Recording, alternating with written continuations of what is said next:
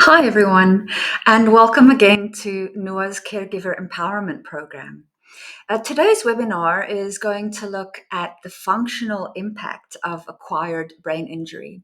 So, what does that mean in terms of people's physical, cognitive, and communication function, and also emotional changes that can happen when one has acquired a brain injury? So, my name is Dr. Charlotte Capri. I'm one of the clinical psychologists here at NUA, and I'll take you through today's webinar. So, like we said, we're going to look at acquired brain injury, but we're going to look into more depth.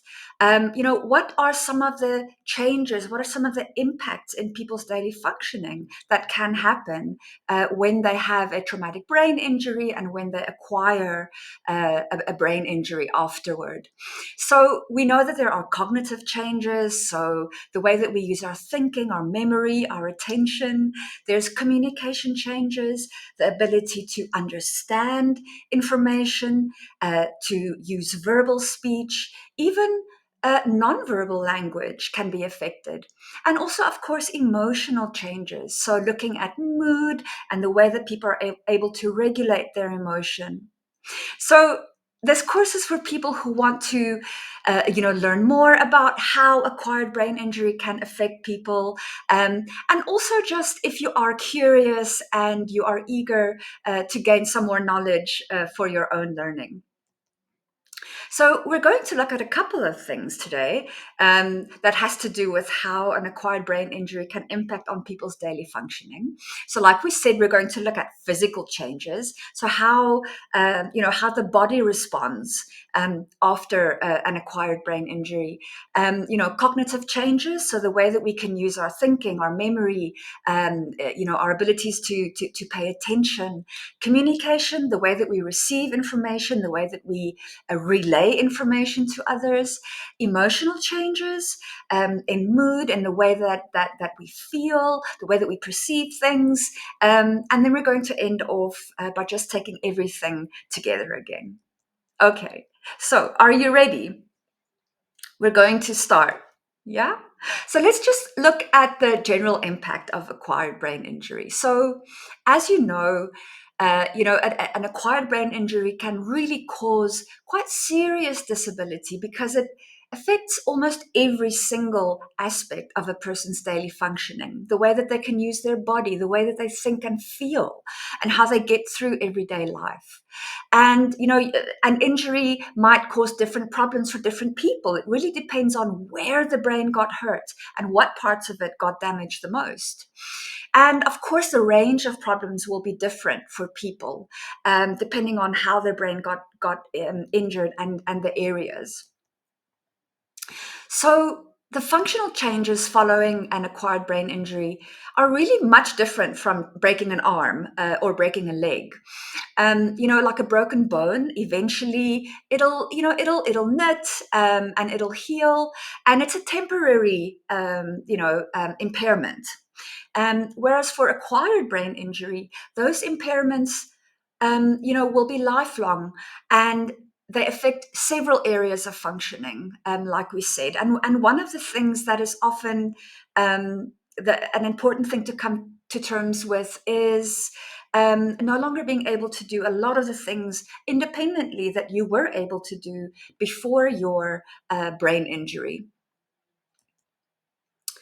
So an ABI can be mild, it can be moderate or severe, and of course, the functional impairment, the level of impairment that one would then experience would depend on how mild, moderate, or how severe the injury was.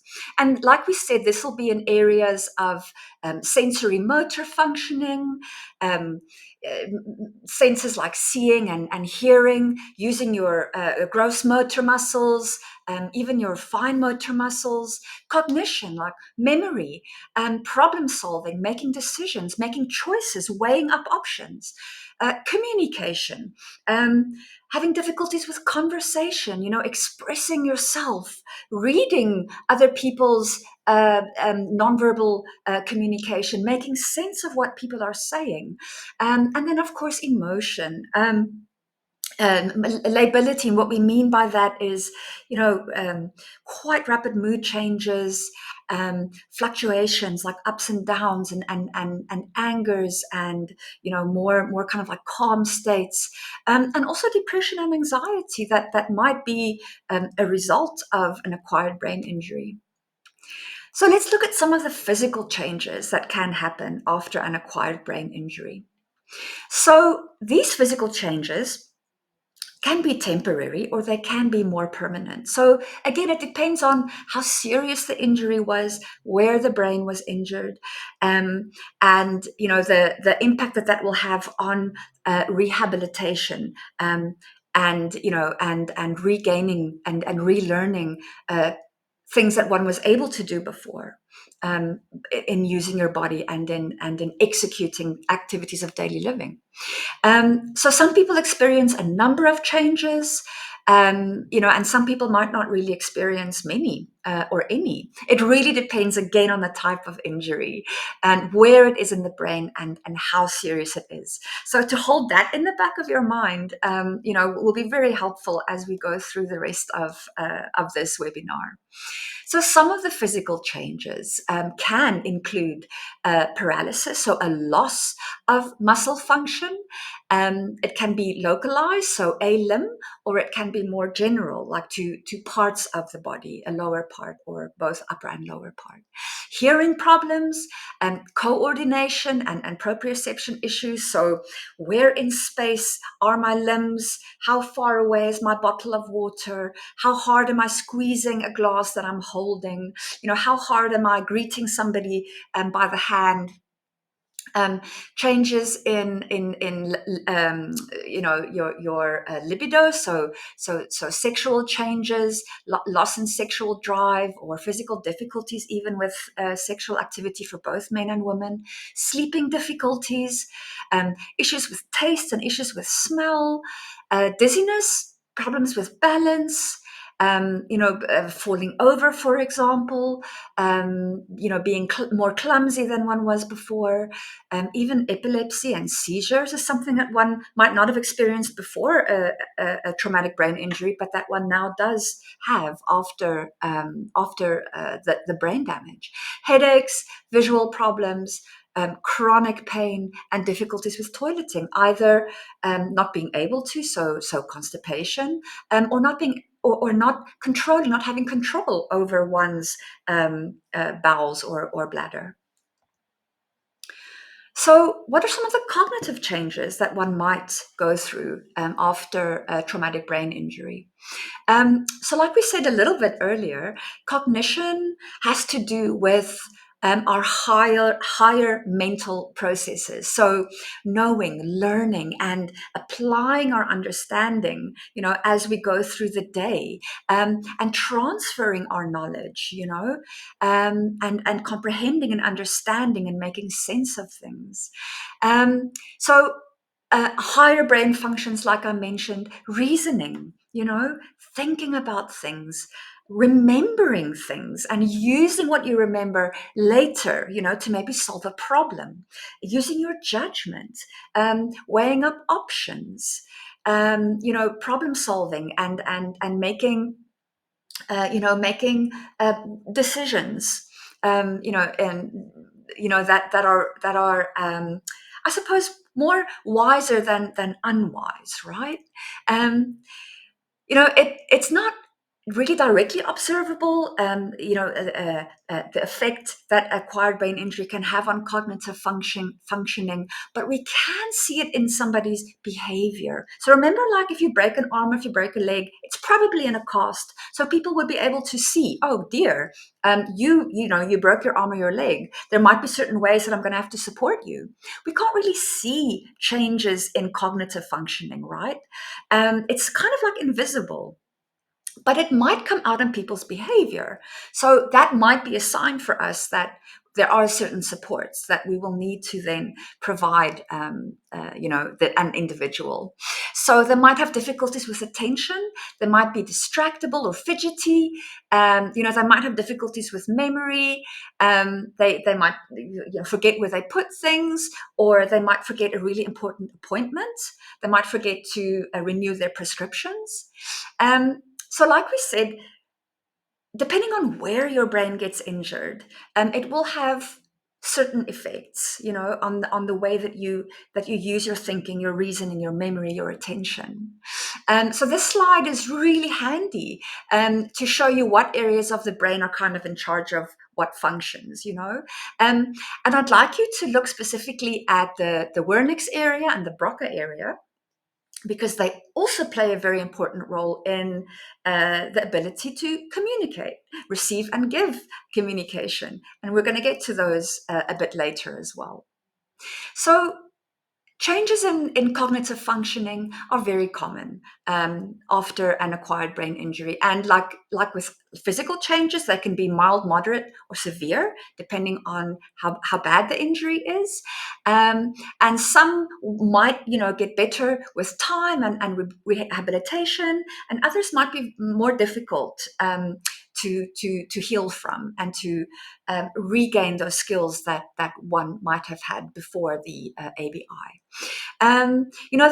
The way in which a person's cognitive changes happen after an ABI also really depends on certain things. For example, as you know by now, how serious the brain injury is, where it was sustained in the brain, as you've heard, but also what the person's level of cognitive functioning was before the brain injury, and also the level of support and rehabilitation that the person received after the brain injury. So all of those things can come together to remember how we said brain injury affects everybody in different ways. Even if it's the same areas that our brain got injured in, we still might have different functional difficulties after a brain injury. And it really depends on how these four building blocks come together. So memory problems are very common after brain injury, and there's different aspects to memory. So taking in information, holding that information, and then being able to use the information. Now, with an acquired brain injury, sometimes those processes, they kind of like just fall out. It's almost like they were never there, and one or more of those processes can be impacted after an ABI. And I think as care workers, it's important for us to remember that these kind of memory difficulties aren't just easily solved by making lists or by practicing something. If your ability to retain information, to store it, has been destroyed, there's nowhere to put it, there's nowhere to keep it. So it's not possible to remember. It's not possible to learn from a list, for example. Something for us to keep in mind, when we're supporting an individual who has memory problems after an ABI. And memory problems are often caused by injuries to the temporal lobe and the hippocampus. And damage to areas of the parietal and the frontal lobe can also contribute. So no need to panic about where in the brain these things are. I suppose the point we're trying to make is memory, the brain's memory processing, unit isn't just in one particular part of the brain. There's various parts of the brain that are involved in memory. And so again, depending on where the brain got hurt and how badly it got hurt, all of those things might stop working together, and one might have certain and serious memory difficulties. So some problems related to memory that might occur, and you might see this in the people that you support who have an ABI. Really hard for them to learn and remember new information or new skills. And we might think that they're just not wanting to learn, or that they're just being obstropolous, when actually the brain's ability to use memory the way that we would, the way that somebody would who doesn't have an ABI. That ability has been destroyed. It's been taken out. It's not there anymore. Forgetting important details, people's maybe a wedding anniversary, maybe a daughter's birthday, for example. Forgetting to take medication, things things that were already done, and you kind of go over and you do it again. Maybe you feed the dogs 4, 5, 6 times a day because you seriously can't remember if you have fed them today already. Asking the same questions over and over and over again. When is it Thursday? When is it Thursday? What's today? Forgetting to do things, being easily distracted. Forgetting how to get somewhere. Before your brain injury, you knew perfectly well what the way to the grocery store is, and after your brain injury, there is no way for you to figure out how to get there. Finding your way around, your local mall, for example. Before your brain injury, you knew exactly how to get from the pharmacy to the uh, till where you pay your parking. After your brain injury, there's no ways for you to figure that out. It's that ability has been taken away. It's been destroyed. Forgetting how to do things that you were able to do before, how to change channels on the television, for example, how to make a cup of tea, and a difficulty following instructions. Now I'm showing you how to make a cup of tea. I've shown you 5 times already. Seriously? And you're still not able to do it? What's the issue here? The learning, the memory, right? Um, and then difficulty following the plot of a conversation or the storyline of a movie. You might be watching a movie with somebody who keeps on asking you, who's that? What are they doing? Where are they going? Because it's not possible to follow the plot. In a conversation, they might forget what we're talking about. They might start talking about something completely different. Really not being able to stick to the plot. So in severe impairment after an ABI, people might actually experience something that I'm sure you've heard about before, which is amnesia. And we get different kinds of amnesia.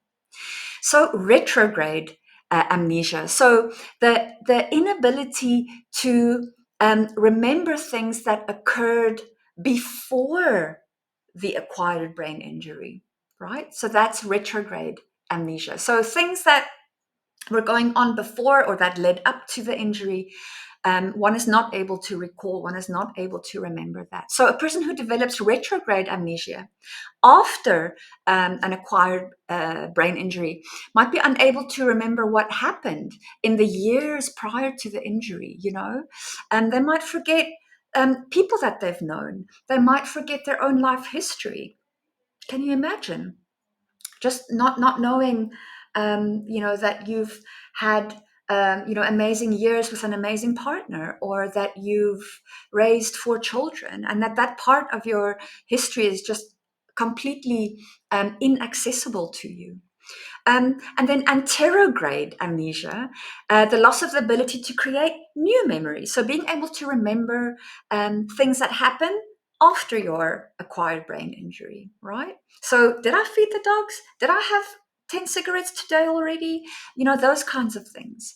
And so a person who develops anterograde amnesia after an ABI will be unable to form new memories. So they'll forget conversations right after they had them, and memory problems after an ABI can really be made worse by, stress levels. Sometimes the more, even without an ABI, guys, I'm sure that you've experienced this. When you're highly, highly stressed and you're under a lot of pressure, your memory just, your brain feels like it's a little bit, it's like you can't remember the words for things, or you forget to send that email.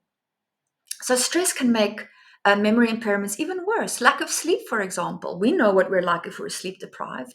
So put that on top of an ABI. And the problem with ABI is sleep difficulties is one of the effects of an ABI. So you already have memory problems, you have sleep difficulties, and the sleep difficulties just make the memory problems even worse. And you didn't have any of these before your acquired brain injury. Mood, low mood, for example, low energy, fatigue, not wanting to do anything, not enjoying things I used to do. Physical health and certain side effects of the medications that you have to take. So those things can also affect memory.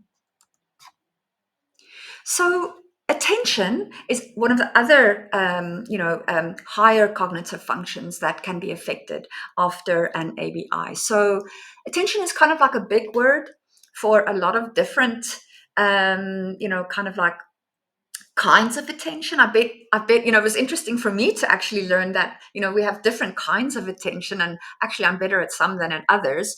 But attention is an umbrella term for a number of different cognitive processes that have to do with attending. So there's four types of attention. We know at the moment, research is going on. We might figure out there's more.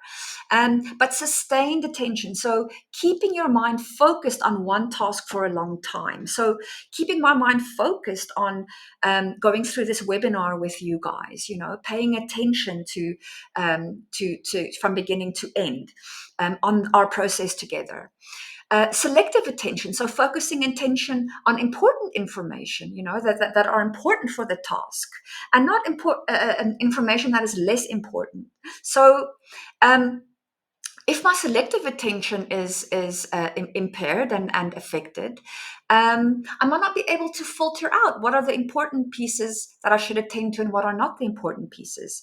And alternating attention, so switching my focus, between tasks. So frying up an egg while I'm making coffee, right? And then divided attention, so reacting to two or more different demands at the same time. So I guess we would call that multitasking, right? So any of one of these four abilities to attend to daily life can be affected, or all of them, right? So attention is often one of the things, just like memory, it's often one of the things that is affected after an ABI. And just like memory, it's because it uses many different parts of the brain in order to work properly. So attention isn't just located in this little area here. Attention is located in various parts of the brain, as you can see on the slide, and all of these parts need to be connected and talking to one another.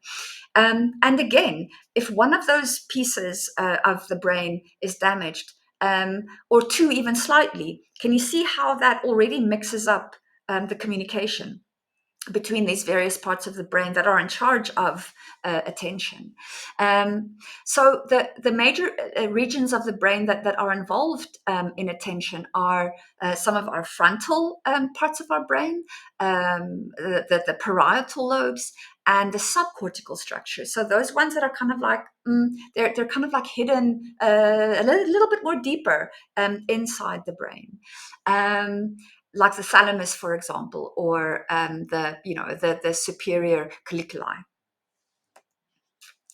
So some problems related to attention, and again, these are things that you might see when you are supporting an individual who has an acquired brain injury. So think about memory problems, right? Think about how we're going to go through these issues of attention now and how they might actually all link together. It's going to start making sense.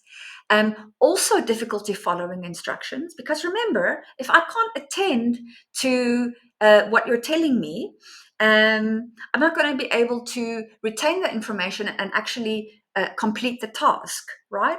And also, if I'm not able to focus my attention, I might start a task, but I might not, finish it because I either might have forgotten what the steps are, or I might have gotten distracted by something else.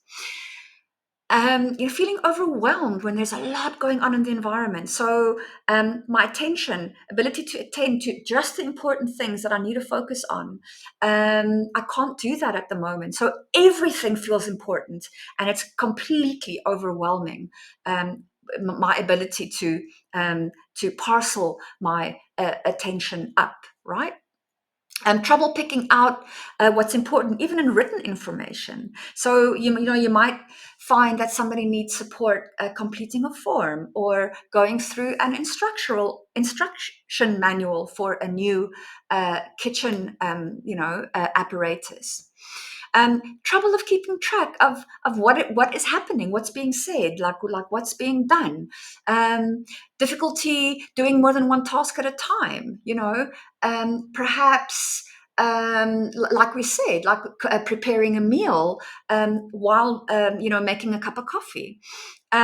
Being slow at taking and taking in and making sense of information. So we might need to give somebody a bit more time to process information, um, and to reason it out and to come to some kind of decision. People might get bored really, really quickly. After an acquired brain injury, because of attention difficulties, very restless, difficulty finishing something, and again, just being part of the conversation, contributing to it, keeping track of who's saying what, and what the gist is of a story. So can you see how it's very, very aligned to memory difficulties? So now imagine you have severe memory difficulties and severe attention difficulties. Can you see how those two perfect storms come together, and they just layer the difficulties on top of one another. Executive functions are also a group of really, really important skills, higher order cognitive skills that can be negatively affected after an acquired brain injury. So these skills are, all kind of like housed or protected in the frontal area of the brain. So if somebody gets an injury to any part of this sort of kind of like frontal area, we should most likely assume that there will be issues with executive functioning. And let me tell you about those. You might have heard of them before, but they're really important. And they one of their major jobs is to kind of like I suppose keep us out of trouble, right? So they help us plan things, they help us monitor things, they even help us observe ourselves, kind of like be aware of ourselves, and our impact on other people and our impact on the world around us. And for us to be able to successfully complete tasks and execute a goal, be it a short term or a medium term or a long term goal. Passing a leaving cert, for example, is quite a long term goal. Making it to the shop and remembering what I need to get for my dinner recipe, that's a short term goal. But we use our executive functioning skills every single day to work things out, to manage daily life, to learn from our mistakes, to be fair, and to know what, if I do things this way, it's not really going to end very well, so to know what to learn from consequences, so to speak. Having control over ourselves, having control over what we say, what we do, how we behave, how we act, how we conduct ourselves. That control is all in the front of our brains. Being able to inhibit ourselves, so to not be impulsive, to not just blurt out anything that comes to mind, to not just buy everything in a shop that I would love to have, of course. And flexibility in cognition. So not being rigid, not having tunnel thinking, being able to take other people's perspective in mind. Maybe changing my own a little bit because what they're saying actually does make sense. Weighing up the evidence of things, right? Being able to play around with information, to make sense of it, maybe in different ways, to learn. And so, again, all of these things are regulated here in the prefrontal areas of the brain and in our frontal lobes. So if our frontal lobes are injured, any of the skills that I just mentioned can be affected. So let's look at some of them, right? And remember, again, I'm saying the frontal lobes of our brain, they really have a lot of important jobs, right? So let me take you through what some of them are. So insight, right? So if we have a frontal lobe injury as a result of our acquired brain injury, we might lose insight. It might become very, very poor. So the ability to realize when thoughts or speech or behavior is inappropriate, we might not have any awareness about the physical, cognitive, or any changes that we are actually experiencing because of our acquired brain injury. The ability, the insight, the ability to make the link between what happened to me and how things are now, or the way that I'm talking to people, or the way that people experience me. I'm not able to see that, impaired reasoning and thinking skills, like thinking logically, being able to understand rules, or being able to follow discussions. Self-control, like we were saying, the ability to inhibit meltdowns, the ability to inhibit outbursts, um, the ability to self-monitor, to self-correct, to learn from my mistakes, to observe myself as I go through the day. Low frustration tolerance, I might lose my temper really, really, really quickly, and I might become verbally quite abusive. I might engage in behaviors that are really challenging, like destroying property or punching walls. I'm just not able to stop myself. Um, and reduced initiatives and problems with motivation. So even starting a task, so initiation, even starting a task is something that could be really difficult for me if I have damage to my frontal lobe. So you might put a pen and paper down in front of me and ask me to just write down my name and sign a consent form, to do this recording. And I would not, literally would not be able to pick up the pen and start writing my name. So the ability to begin something. Now that's a very simple example, right? But imagine we're making it a bit more complicated. Somebody in your care needs to clean their room. They need to take a shower, they need to fix themselves a meal. You might find them standing there, and you're wondering what's going on. And it's that difficulty to start something. Reduced information processing ability. So, all of this information, all of these facts that are floating around in my head, it's much like a sensory overload. There's a total information overload. I can't organize things. I can't put them into more important, less important. This is a priority. This isn't a priority.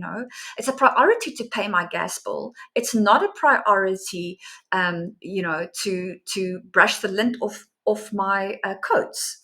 Okay, but I'm brushing lint off my coats in the cold because I haven't paid my gas bill. Um, and the information overload can feel so awful. And now remember, I'm also not able to control myself. So information overload can actually cause me to have an outburst because I just can't take it anymore, right? Repetition or perseveration. So I might have started writing my name on the piece of paper, but now I write it, I can't stop writing it. It's like, when you have to copy things on the blackboard at school. Like by 30, you have to literally like stop my hand, right? So another example is I might, keep on returning to the same topic, and I might talk about the same thing over and over and over again. And difficulty with planning, carrying out goal-directed activities, and using my judgment. So judgment's a thing that often helps us not get into trouble. So is it going to be a good idea to take that pot plant home with me? I really like it, but then I think, okay, you know what? Probably it's not really a good idea. First, it's not mine, and secondly, they're probably going to wonder, who removed the property. So I can actually get in trouble for stealing, right? But if I'm not able to use my judgment, I'm going to think, oh, that's a good idea. It'll be funny, and actually it'll look really nice in my bathroom. Not good judgment. Okay, so communication changes after an acquired brain injury. Remember, I asked you to keep Wernicke's area and Broca's area in mind? Okay, we're going to get to them now. So, communication, again, it's a very big word to describe a lot of things. It's about sending and receiving information between two or more people. Sometimes we take it for granted, but communication is actually really, really complicated. And it's not only about words, it's also about nonverbal communication. Again, it's a very common issue in acquired brain injuries, communication problems. So some people might experience more than one form of communication problem. And again, depending on the areas of the brain that got affected. Wernicke's area does one thing, Broca's area does another. For example. So some people have problems related to communication. For example, they might have difficulty receiving information, making sense of information, decode information.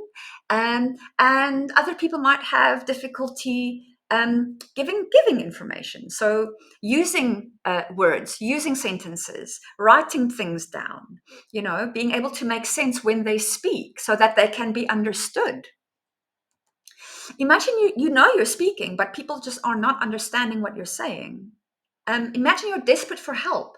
You know you're asking for help, but that's not what they're hearing, right? It's because of the part of your brain that got damaged. You're not saying, "Please, can you help me find the bathroom?" You're saying, "The clouds are pink today with red," right? Okay. So let's look at receptive aphasia, right? So that's the Wernicke's area that we were talking about. People with receptive aphasia have difficulty understanding written and spoken language, but they can still actually speak quite fluently, right? So Wernicke's area might be damaged, but Broca's area might be perfectly fine, okay? So just because somebody is able to use language and speak very well, it's easy for us to assume, oh well, then they must be able to receive it too, and we forget, oops, Wernicke's area got damaged. We should expect that they cannot receive information, but they can give it very well. Um, Speech can be disorganized, though. They might speak in long chains of words that have limited meaning. They might use incorrect words or, even make up words.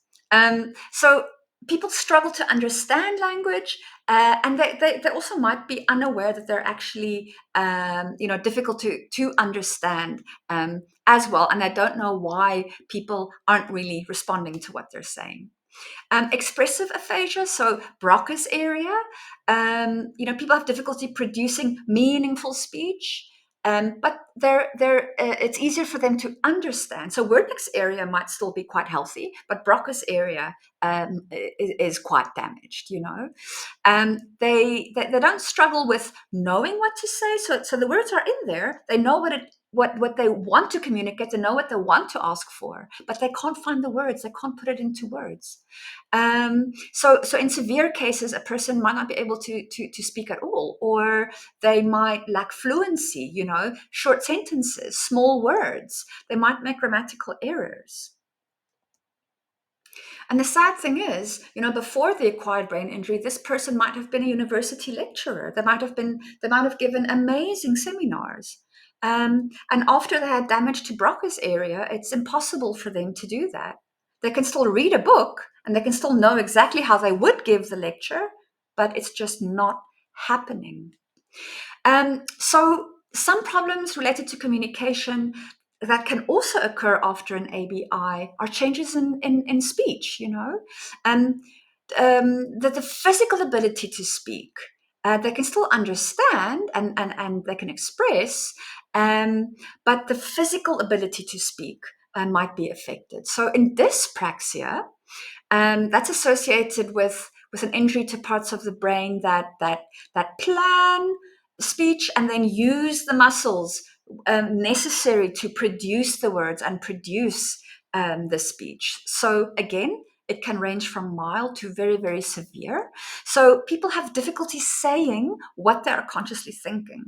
So we can expect frustration, right? We can expect behavior difficulties. I know exactly what I want to say, but I just can't make the muscles do it, you know?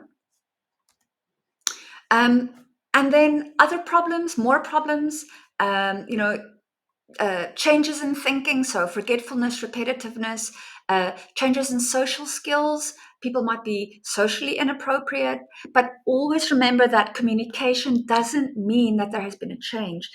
Changes in the ability to communicate does not mean that there have been changes in levels of intelligence and intellectual functioning. So let's look at some of the emotional changes that people can go through. Impulsive behavior. We already know that damage to the frontal lobe means that we'll probably either, we can be very impulsive. We can't really control ourselves. So I might also have difficulty filtering things out. Remember information and sensory overload. So um, the system that would stop us, right? And before we do something, because it'll make us think, that step between thinking something and doing something, that filter might be damaged. So we might be very disinhibited and we might lose control over our behavior. We might have a range of difficulties that go with that, like bad behavior in public, for example, or overuse of our finances, or getting into substances, for example. Frustration and outbursts, right? Um, we really can't control our emotions. We can't control our behavior. There's so much effort in the things that we have to do every day. I'm so overwhelmed. I'm so frustrated. I can't use speech to express myself. I don't understand what people are saying to me. Can you imagine how that must be bubbling and fizzing and popping around in there, and it's just not getting better.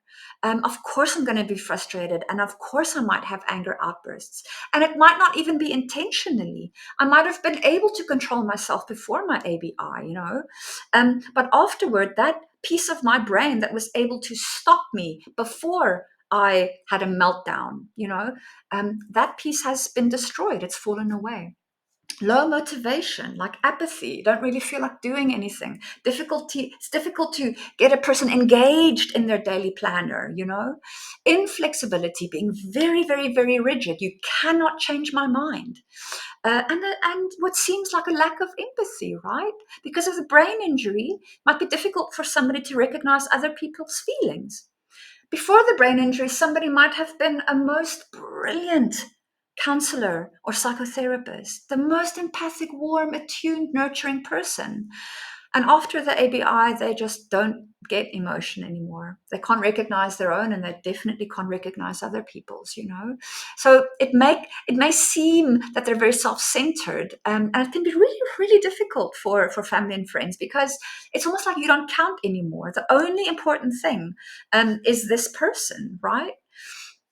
Depression and loss, of course. So, after an ABI, people, they really might struggle to manage mood, and it can result from many things, changes in the brain directly. So the areas of the brain that manage emotion, that manage and use a lot of the chemicals and the hormones, and the neurochemicals that we use for mood and feeling and emotion. All of those things might have, that those biological processes might actually have been damaged. Emotional reaction to the injury, right? So imagine you still have insight, you still have memories of what your life used to be like before the ABI. You have insight in how it's changed you, and how it's changed the rest of your life, and how it's changed how people perceive you. You might have been an absolutely brilliant prosecutor, um, and after your brain injury, you are not able to do your job anymore, for all the reasons we've discussed up till now. And you're aware of that. You have the insight into that loss. Can you imagine? It's quite a traumatic change, and it can be so disabling. It changes your roles, it changes your relationships. And if you have insight, if you're aware of those changes, and you're trying to adjust to them, but because of all the other ways that your brain has been affected and your functioning has been affected, you're not able to. Can you imagine what that feels like, that desperation. So psychological changes after the brain injury, can really be very, very impactful. And there might be reasons unrelated to the brain injury. People will have had different life experiences prior to their brain injury, and they might also influence how somebody responds now and how they cope with the difficulties after their ABI. Anxiety is another one, not just depression, but also anxiety. Those with a less severe injury, they might be very anxious early on in their recovery. They might feel disturbed by all the changes that's happening, how their cognitive skills have changed, and even maybe their personality. They used to be very calm, and now they blow up at everything. They have a very short fuse. People with a more severe injury can become anxious later on, when they actually come to appreciate the full extent of the long-term disability, and when they have insight and they begin to think about the consequences.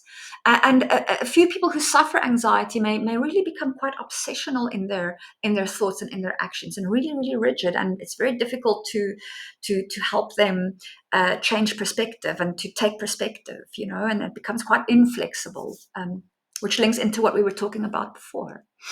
And of course, PTSD, a severe psychological reaction to a traumatic event. For example, say your ABI was because of a motor vehicle accident, because of an assault, because of war, right? Being shot in the head. So after an acquired brain injury, some people might keep on experiencing and re-experiencing their accident, the motor vehicle collision, the assault, that specific battle, and they might want to avoid stimuli which remind them of that accident. And I won't be able to get into a car ever again. If I see a car, I have flashbacks. And I might actually be hypervigilant and hyper aroused. So my whole nervous system is primed to avoid a car, or to avoid a person that looks like the individual that assaulted me. I might go to great lengths to avoid anything that reminds me of the moment, that the reason, the incident, the thing that happened to me, and caused my acquired brain injury. So post-traumatic stress disorder is most commonly experienced after a mild ABI, while memories of the circumstances surrounding the injury are retained. So remember, we spoke about amnesia, retrograde and anterograde amnesia. So somebody with retrograde amnesia might not remember the incident or the accident, right? Somebody who does not have retrograde amnesia, so who has those memories, might actually develop PTSD, remember, get those flashbacks, But some others develop a fear of circumstances similar to that of their injury. So fear of being assaulted, fear of being in a moving vehicle, fear of getting into a bus, fear of getting on a plane, fear of anything that might result or that might end up in a car. So avoiding catastrophe at all costs. Okay, so a lot of information, guys. So I'm going to just in the next slide, just going to take us through some of the really important bits. And by all means, please watch this over and over as often as you need to. So taking everything together, right? In summary, what were we talking about today? So we went through a lot of information about the functional impact of ABI. So what are some of the things that happen to a person's ability to get through the day and do activities of daily living after they've had an acquired brain injury? And we particularly focused on a couple of things. We looked at cognitive functioning, so using thinking, attention, using memory, using reasoning, communication, using words, using speech, using nonverbal language, and making sense of it from other people, making ourselves understood and understanding, and emotional changes, mood, anxiety, depression, PTSD, you know, um, uh, even what seems like changes in personality because of emotional difficulties that one can have after an ABI.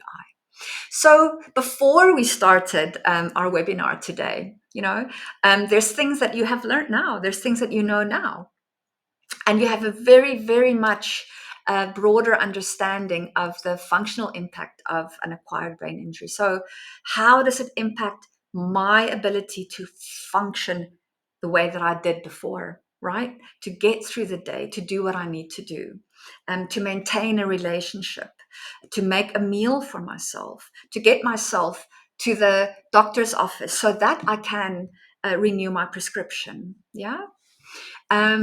Cognitive changes that occur after an ABI, changes to memory, attention, that executive functioning piece, everything that the important stuff that happens in the front here, changes to communication, understanding language and producing speech, producing understanding, right? And the emotional changes. So lability, so rapid mood changes, blowing hot and cold, up and down. People don't know if they're coming or going when they're supporting me because my mood just changes all the time. It's like I have multiple personalities, which people don't. Please, it might be a result of the acquired brain injury that they're not able to regulate their mood. It's not their intention to be high and low and up and down 60 times a day. It's exhausting for them, I bet you. The ability to regulate, the ability to control has literally been taken out. It's been destroyed. It's been removed by the brain injury. Frustration and anger. And now remember, all those things that can happen after a brain injury come together. Your ability to tolerate frustration, to regulate yourself, to make sense of things, think about the best reaction, inhibit a behavior that could get you into trouble. All of those things have fallen away. And then, of course, depression and anxiety and anger and loss and sadness, especially if you have the insight into all of that and the awareness of what that means, right? So thank you very, very much for sticking through with us today, and some references for you to look at in your own time. Watch the webinar as often as you like. If you'd like to look at some of the things we have here for you. And thank you so much. And we really, really hope that you are benefiting from our webinars and from our program. So I hope you guys have a great day further. Thanks so much. Bye.